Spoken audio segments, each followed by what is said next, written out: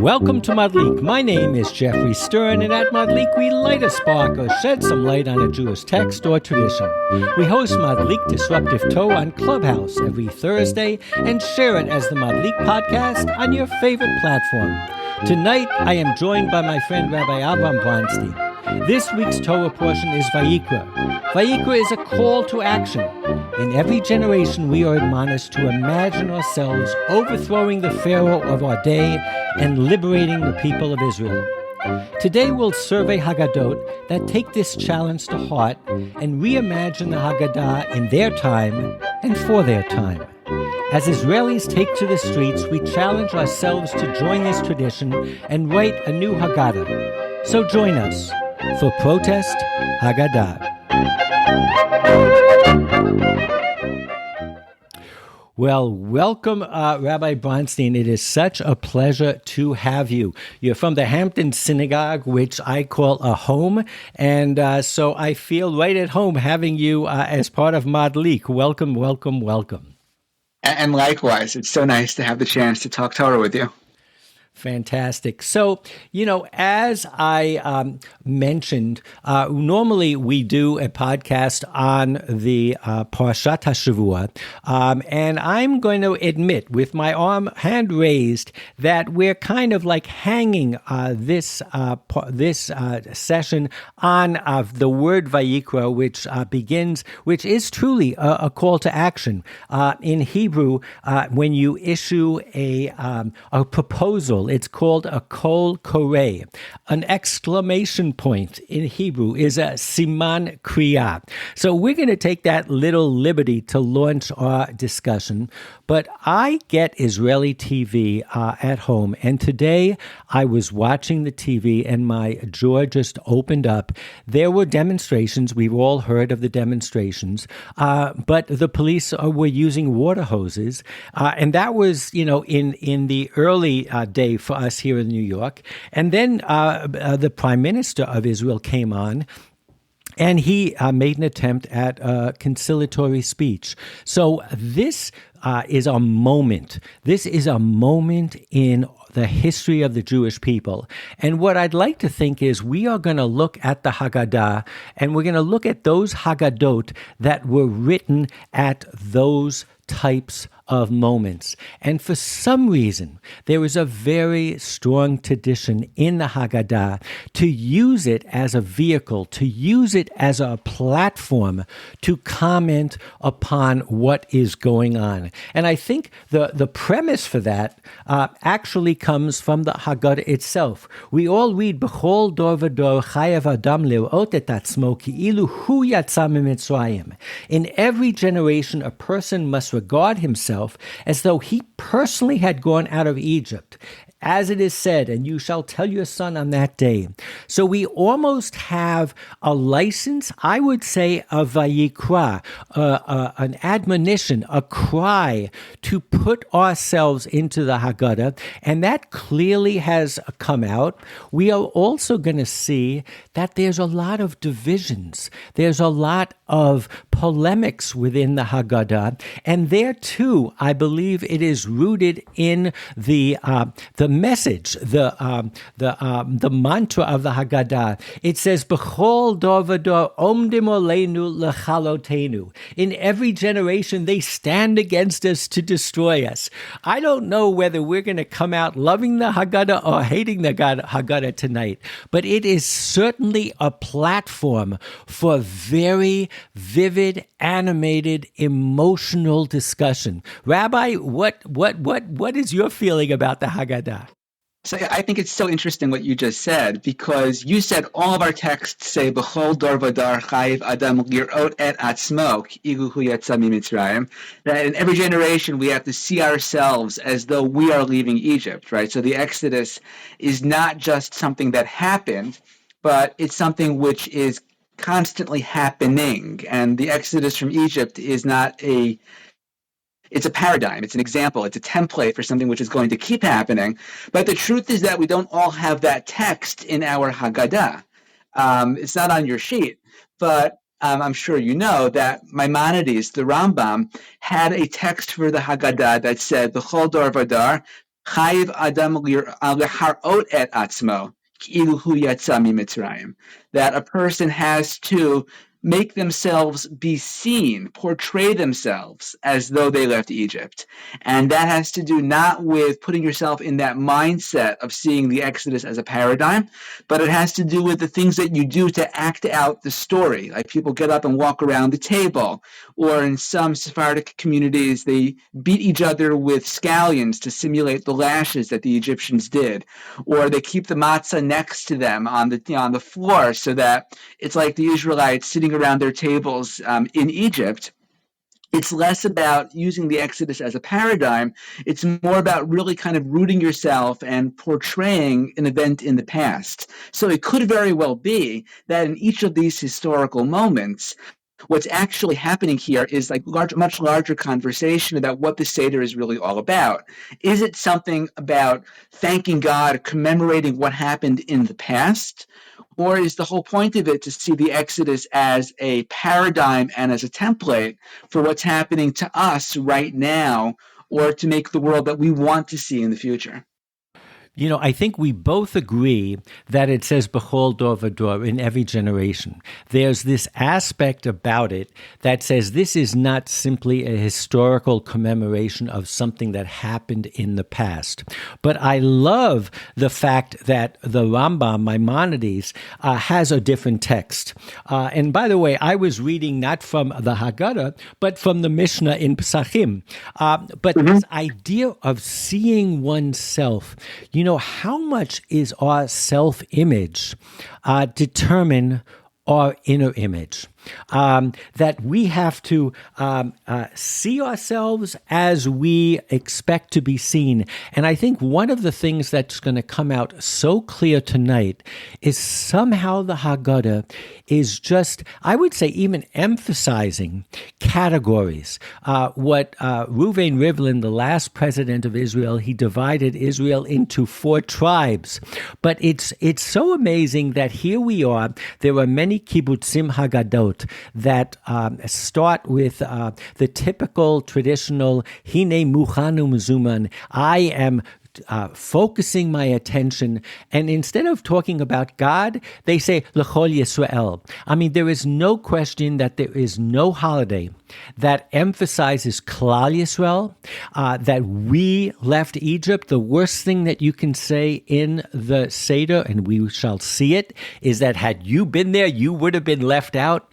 But it's just as you read it today, when we are faced with such division within our people, that all of that division is kind of so baked into the Haggadah. And I would just, returning to lirot or laharot, they're all connected. Many of us are part of a quote-unquote tribe or camp, and we can't get out of the branding, so to speak, because that's how we see ourselves. That's how we see other people seeing us. So I love the dialectic between seeing oneself or seeing how others view ourselves. I love that. In any case, I think, there are, when I say a Haggadah of protest, I could also call it a Haggadah of polemics. I mean, the truth is that as we study Talmud, you have to know the context of a statement by a rabbi, because in many cases, there's a polemic built into it. If you read the Olenu and you don't understand what happened with the Christian community, you might not understand all the nuances. So whether it's protest or polemic, there's no question that in all of our texts, the rabbis, when they make a commentary, when they make a comment, they are making a stance. They're taking a position, and they might be referring to someone else who has another unspoken position that they're against. But in the Haggadah, I think it's really on steroids. And the earliest place, the most obvious place that you can see it is in the 4 sons. And the reason that is luckily we have illustrated haggadot. And when I grew up at the at the Seder that I attended, we always focused on the individual. Well, is that really an evil son? Is that really a good son? Is that a son who doesn't know how to answer? And we really focused on why is the Haggadah first and foremost referring to boys and not girls, and then why is it stigmatizing different types of our children? But the examples that we're going to discuss tonight are bigger than that, because the examples that we discuss is where the rabbis or the illustrators of the Haggadah took the tipus, took the types of Jews that were represented, and they weren't representing members of your family. They were representing members of our tribe. And I have linked the Sephirah notes to the Clubhouse. If you're listening to this as a podcast, it's linked in the show notes. And unfortunately, even though we're on Clubhouse, which is audible, there are some visuals here. So the first picture is of a family sitting around the table, and the mother and father are in white, and the wise son is sitting to the left, and he's into and of himself. He's in white. And then there's the evil son, and he's cocked back on his chair. He's smoking a cigar at presumably the Seder. He doesn't have a covered head, and he's in black. Surprisingly, also is the child who doesn't know how to ask, and a child who is tam, simple, pure, or whatever. It's clear, even in this picture, that is a social commentary. And that's kind of fascinating that here we are, we're celebrating Am Yisrael, the people of Israel, leaving Egypt, and we have all of these types of images and messages that are discussing the divisions amongst us. For sure. It's interesting looking at the picture as you're describing it, and there's two rows. It's a two-sided table with the wicked son, the one who's assimilated, smoking the cigar. He's sitting at the head of the table, as it were. So the parents are facing the simple son and the son who doesn't ask questions, but the wise son is kind of like set off to the side. He's wearing white, just like his parents are. He's wearing white as opposed to black. There's three people at the table wearing white. There are three people at the table who are wearing black. But the wise son almost seems as though he's removed from the proceedings. He's sitting a little bit apart from his mother, who's sitting right next to his father. And instead of looking at the other people that are around the table like everybody else is, he's looking down into his book. And I think he's the only person at the table who actually has a book. So you can imagine kind of the commentary, right? And, in like modern terms, he would be like kind of the geek or the nerd character in the coming of age movie, right? He's the one who's like walking through the hallway of the high school, reading the book while life is going on around them. There's a little bit of commentary happening there also, saying he's on our team. He's wearing white as opposed to black, but yet he's also kind of setting himself aside in a way which is a little bit disturbing. It's like a double commentary happening. The wise son is on one side of the frame. The wicked son is on the other side of the frame. And what's happening is almost as though the four people in the middle, the father, the mother, the simple son, and the son who doesn't ask, are being pulled to either extreme by the two poles, which are the wise son and the wicked son. What's fascinating, and I should have started by saying this, that, you could easily go into a default reflex and say that the Haggadah is trying to emphasize the divisions. But the actual way that it starts is Baruch HaMakom Baruch Hu, and Baruch Shenotan Torah la'amo Yisrael. You'd think that the implicit message is that God is this place, and that everybody has a place in that place, And the Torah was given to all of Israel. So there is this kind of tension between whether it's creating division or whether it's trying to maybe make the tent larger that we're all included.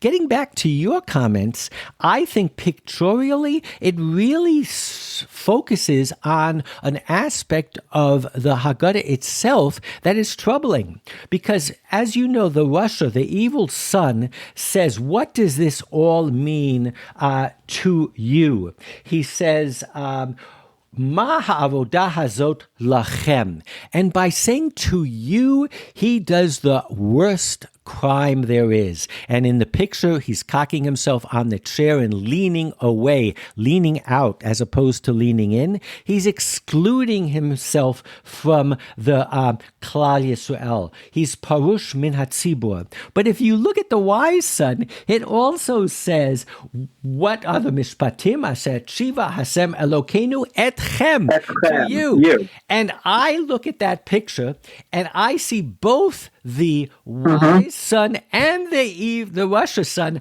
are segregated. They're away. And I think that is kind of fascinating. We're going to move on, but it just shows you how much there is inside of a picture. Before we move ahead, by the way, I want to make one more point, which just occurred to me as you were talking about Baruch HaMakom, God making place for everybody.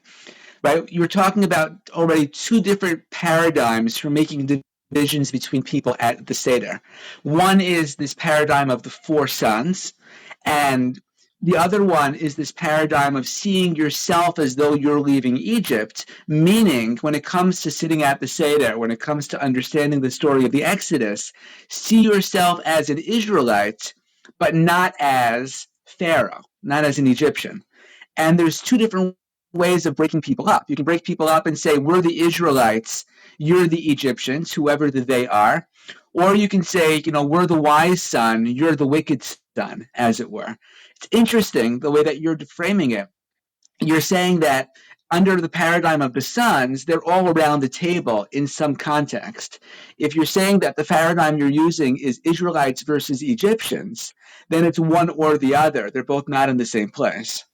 I'm going to skip around, but there is a woodcut picture where the wicked son is a soldier in the Prussian uniform with a spiked helmet.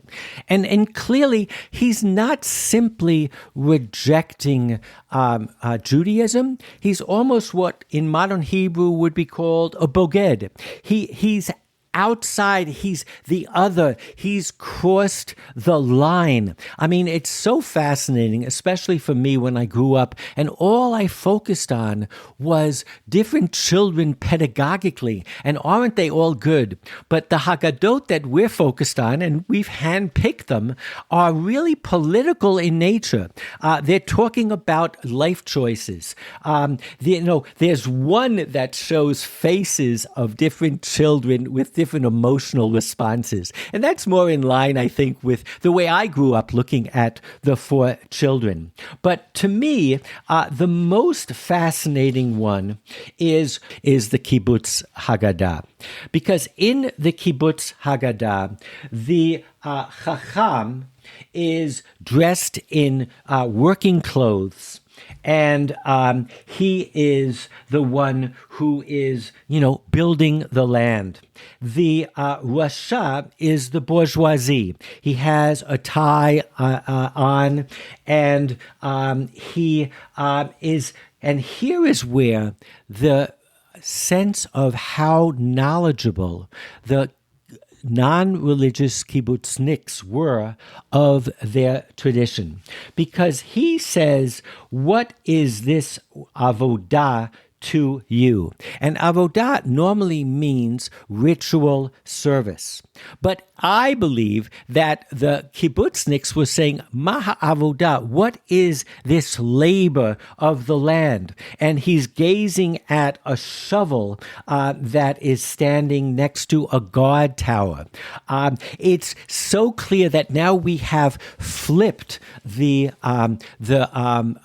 paradigm, wherein so many of those four children or four sons, the one who would wear blue jeans and be be outside in the fields would be considered a shegitz. He's not learning. And here all of a sudden he is the chacham. And the rasha is the one who is rejecting avodah, the working of the land. And then, of course, the other fascinating one is the she'eni yodea lishol, the one who does not know how to ask.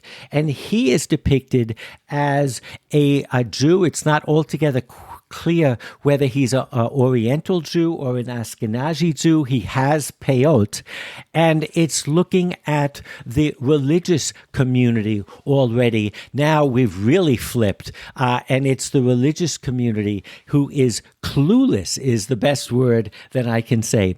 Very fascinating stuff, how the four sons were used in different haggadot at different times to make a statement about what our values are. No, for sure. Right. Any other Haggadah that you would think of that comes from a more religious context, the sung with the peyot, with the side curls, the rabbinic-looking one will be the chacham, right? The wise one, the one who really gets what's going on. And in this version, specifically, he's the one who really has no idea what's going on, who's completely removed from all the larger conversations that are happening. The other thing that I was thinking about when I saw this one is the very motto of the religious Zionist movement of Bnei Akiva is Torah va'avodah. Right? It's that combination of working the land and building the land coming from a religious mentality. And when the rasha, right, the businessman, the bourgeoisie, is looking up at him, saying, Maha avodah hazot lachem, obviously the rasha rejects the Torah. That goes without saying. He's a secular Jew.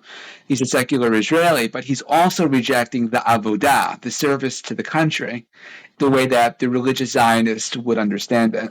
So I had started collecting kibbutznik haggadot about 5-10 years ago because I really feel that the generation of the founders of the state of Israel was so unique in terms of we had educated, knowledgeable, literate Jews who could speak the language of the Haggadah still, and therefore could translate it in a way that this picture does, and the nuances of Maha Avodah, what does this labor mean to you? And I think that one of the challenges that we have in modern-day Israel, I intimated in the beginning, what would the Haggadah of those who are arguing about issues today in the state of Israel, what would that Haggadah look like? And I think it's a kind of a cry in the dark, because unfortunately, we don't necessarily live in a society that still converses and discourses on this amazing platform of 2,000 years that Jews have used to express the emotions and the ideology of the moment. But one of the Haggadot that I collected was a Haggadah written in the 70s. It's called the Israeli Black Panthers Haggadah. It's literally on mimeographed sheets. It was written over a week or two period, and that has to be inspiration. We have a week or two to Passover, so if you live in Israel and you're listening to this podcast, there's still time. But many people are talking about the current conflict as really between those in Israel who feel disenfranchised, who feel left out, and the elite. And this is what they wrote in their Haggadah. They didn't have 4 children. And by the way, Golda was the Pharaoh in their Haggadah. And they said Golda speaks of 2 classes, one rich and one poor, one Ashkenazi and even one Sephardi. The rich man, what does he say? What is it to them, these poor people that rise against the government, who are arguing and making statements? Give us work, give us education, housing, and equal rights. Let them come to me and I will give them work in construction for 30 liras a day. This is what the savior of the Mizrachim, Rabbi Chaim Heffer, said. And the poor man, what does he say? I did not ask for a protectia job, nor did I rise up against the government. And if Yiddish is a language that I cannot speak, then I will swiftly told off with a kick. And the Ashkenazi, what does he say? It goes on and on. They are translating the the spirit of avdut, of servitude that they are feeling in their day, and they are translating it using the language, the vocabulary of the Haggadah. So, Rabbi, I'd love you to comment on both the format of their message and the content of their message. So first, I have to say that this Haggadah is also available in English. The New Israel Fund last year sponsored an English translation of this that was edited by Libby Lenkinsky. It's available for purchase in the States also. It's such an incredible, fascinating historical artifact. I didn't know anything about the Israeli Black Panther Party of the late 60s and 70s, but it's such an incredible just time capsule, figuring out like what was going on beneath the surface of Israeli society at that time. To me, it was especially powerful because, like I was saying before, whenever I think about the story of the Exodus, or I teach the story of the Exodus, I'm always taking the position or taking the point of view of those who are leaving Egypt, right? The Israelites. It would be incredibly mind-bending for me to be at a Seder and to have somebody telling me, actually, in the story that we're living nowadays, you're not the Israelites, you're actually the Pharaoh, and we're the Israelites who are struggling against you. And it's such an incredible thing to have to come to grips with. So the moment that they wrote their Haggadah was 25 years into the state of Israel. And I think what happened, it was interrupted by the Yom Kippur War. But I think you need to read their Haggadah in many ways to understand a little bit of what's going on in Israel today, which means that these messages, these Haggadot that talked at pivotal moments in our history, they're long-term.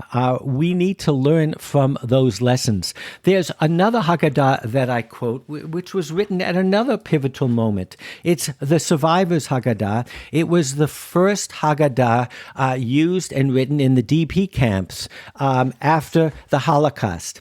And there is amazing stuff in there where they talk about being in the DP camps and shlichim, messengers from Israel, coming to them and basically trying to elicit them into the different tribes that were happening in Israel. Now that the saved remnant is redeemed, the orphan children of Israel are taken in. Each group of the remnant makes a claim on the children and is envious of the other groups on their account. And while the children of Israel are being collected like abandoned eggs, the contention increases as each group tries to pull them its ways. The children cannot withstand the many enticements. And so it happens that the non-Orthodox snatch the children of the Orthodox, and the Orthodox snatch the children of the non-Orthodox. And each and every group has its own school where children learn Torah. And after their study for a time, they go clever, and a child behaves like a man of 70 who has opinions about how the world should be run, or how and when to settle the promised land and manage affairs of state. The children argue, and all are eager to advance their own positions and views, so that brothers are set apart, unable to agree on the question of the state of Israel, unable to sit peacefully together. It goes on and on. Which group do you belong to? But the survivors do not understand them and wonder at the question. And even members of the Jewish Brigade in Italy reply, what is the meaning of this? Are we not all of us Israel? And the Shlichim say, you must have been sleeping for 70 years because the unity of Israel is a fable. It's no longer possible. Each person must join the group.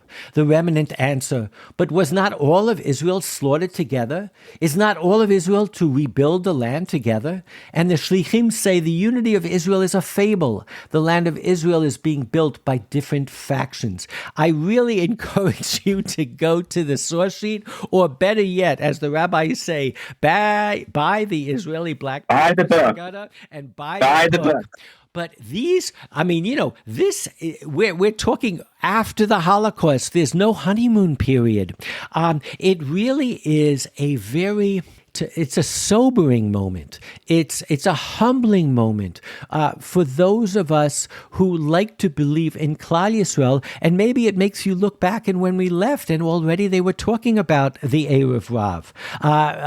There's always been these segmentations, and maybe that is the genius of the Haggadah, that it doesn't whitewash over these divisions. It actually emphasizes them. In a sense, it's inviting us to try to address them.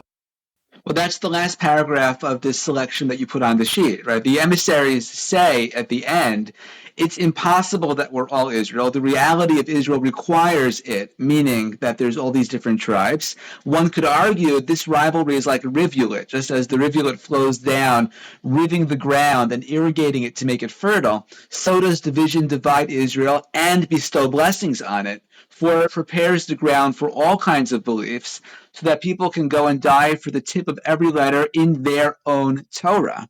Thus, rivalry breeds strength, which increases the might of Israel, meaning, right, it's good to have the wicked son at the table, no matter who you think the wicked son is, because the interplay between the people at the table shouting at each other at the tops of their lungs, that's where the strength comes from.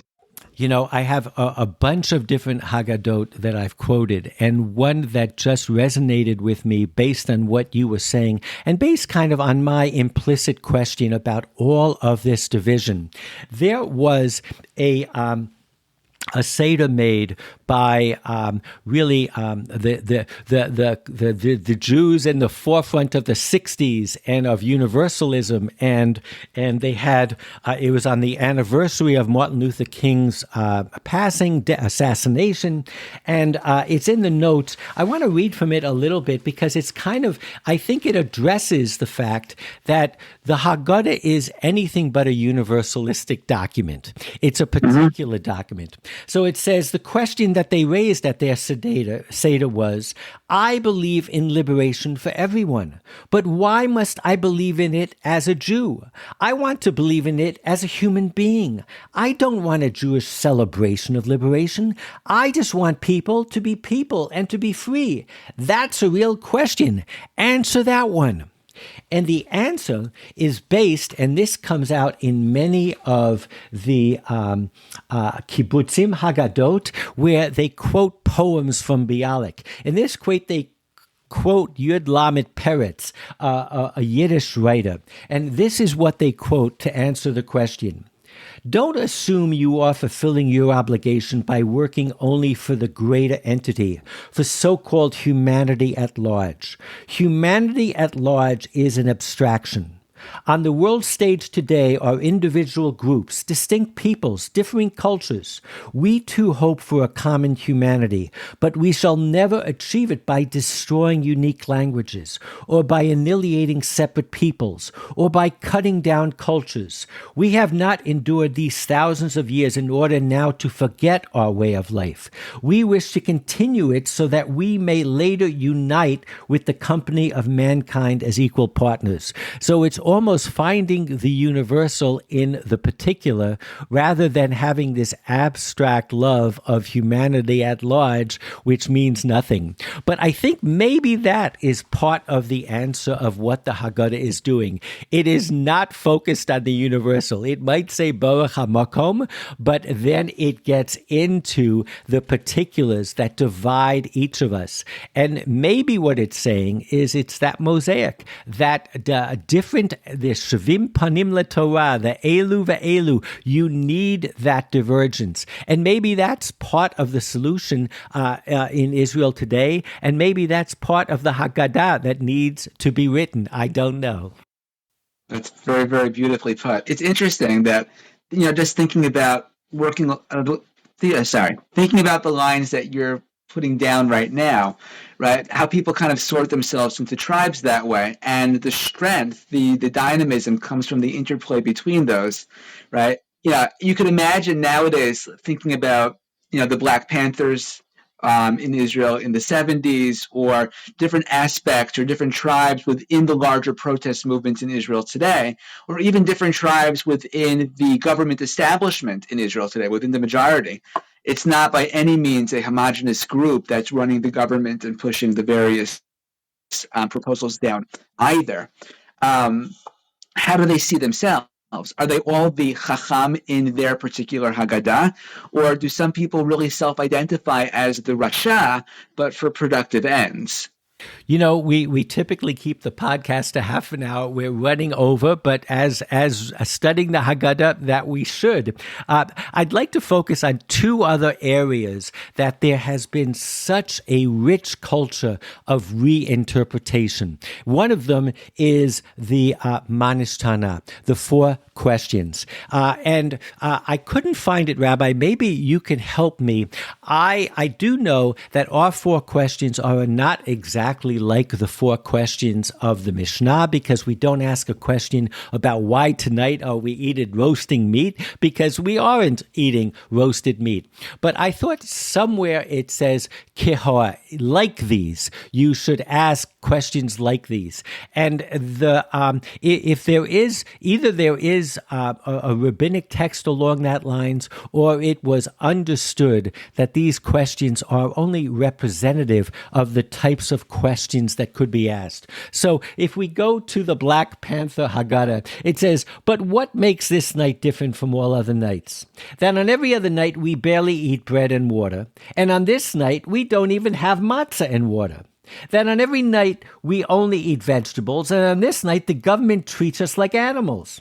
That on every other night we shall shiver from the cold, and on this night our sadness is clear for all to behold. That on every other night we sleep on the floor, and that's a chutzpah that the Israeli government should abhor. So the translator did a good job of the lyricism. The lyricism. What's so subversive about that is what the Manishtana is basically saying. Their Manishtana is that tonight isn't different from every other night. Tonight is just the night that you're noticing what we've been noticing the entire time. Absolutely. The contrast to that, and there have been so many satirical, it's almost like Israel has a program similar to Saturday Night Live that is called Eretz Nederet. And you can almost see them rewriting the Haggadah in a skit. But in the Kibbutzim Haggadot, they almost have one universal line, which is so wonderful. And it's positive. It says, how is this night different from all other nights? Because on all other nights, it says, Shebechol halelot shulchan horim lachud v'shulchan banim lachud. Halayla hazeh kulanu besubin. That on all other nights, the grown-ups eat on one area, and the children who were brought up in their own socialistic kind of utopian thing that many people have complained about in retrospect, they were celebrating, they were writing the kibbutz into the Haggadah, and we definitely and might do another episode next week about how the kibbutzim, rich in understanding of Jewish tradition, were able to modify the Haggadah and use it as a positive a place to explain what the new Jew or new Judaism was. One of the Haggadahs that I have is in the notes. It was written in 1940 in a kibbutz, and if you look up 1940, we're talking, after Kristallnacht, before the beginning of World War II, and it's just full of despair. And it talks about how is this night different from all other nights? Also, this year we sit to celebrate and to remember the exodus from Egypt, the exodus from slavery to freedom. But has this pursued, depressed nation actually gone from slavery to freedom, from darkness to light? On this day, a day that has never been worse than the day we went into exile, a day of incessant fears and distrust in life for the rest of what is found, a day that is all like a long, similar sacrifice, a day that is an eye for an eye. We see the decay of the seed of Abraham. It's a lament. And I do think that this concept of what is new, what is different, was definitely something that was picked up upon either to celebrate what was different in the case of the kibbutzim haggadot, or to decry what nothing has changed or things have gotten worse. I think the Haggadah is an amazing vehicle for having that cry of Vayikra, of, if Hineni is the response, a Jewish response, I think Vayikra is the challenge. And I think that the Haggadah, in many respects, is this wonderful 2,000-year-old platform for Jews to express the moment, the situation, their fears, their ideals, their aspirations. And from that perspective, it makes it as a more unique document than we already knew that it was. I think that's very, very, very well put. And I think what you just cited from the 1940 Haggadah is basically saying it's this desire to keep seeing it in the present as opposed to seeing the Exodus as something which only happened in the past. The contrast between the present and the past is so strong there. I'll close with the sense that what makes the Haggadah so special is it doesn't have the answers.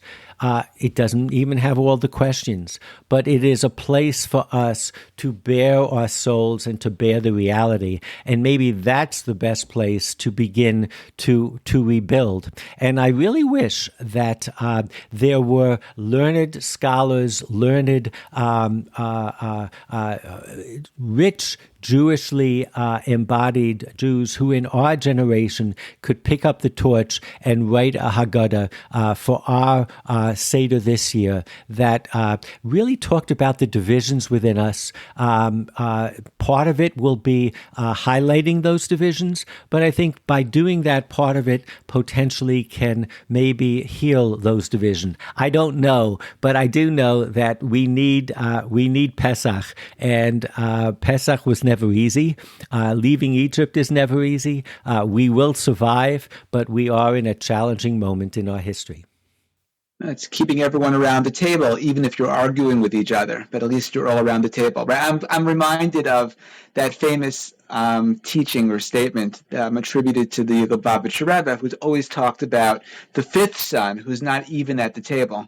It's worth having the four sons around the table from their different perspectives, yelling and screaming at each other or threatening to exclude each other, but they're all there. And I think if you're thinking about Israel today, one of the things you can certainly say that maybe you couldn't have said, maybe 8 or 10 years ago, is that everybody is activated, everybody's energized, everybody is certainly there making their opinions heard.